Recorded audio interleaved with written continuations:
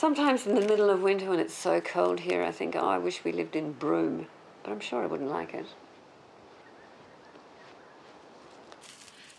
I'm always thinking I've had enough, I'm going home to my mother.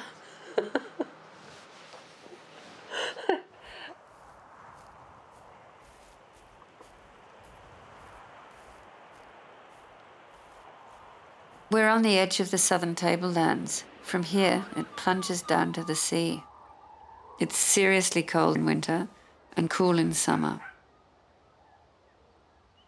23 years ago, Victoria and Gilles bought an empty paddock just outside the small township of Braidwood in New South Wales.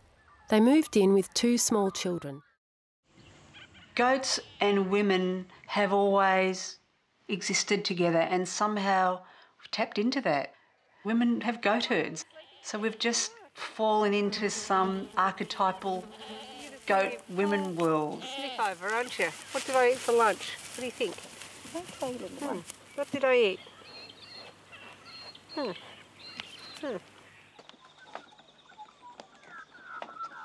8 years ago, Carla and Anne-Marie started their own organic goat farm in central Victoria. We were both school teachers, and slowly over time we realised we both had this secret dream to do something different, and it was farming. Come on. You run, Carla. Come on.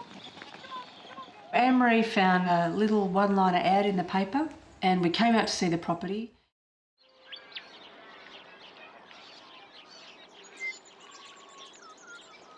We had this romantic idea of a Garden of Eden with animals running around, beautiful plants and parkland.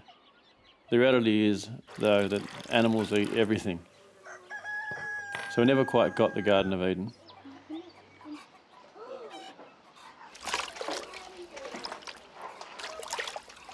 Hello, Rachel. It's Madeline. You wanted to buy eggs with me?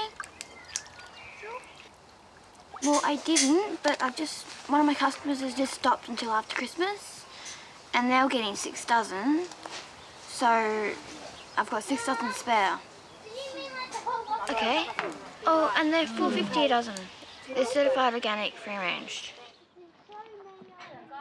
Rob and Kalita met in the 80s and moved to Victoria with a scheme to...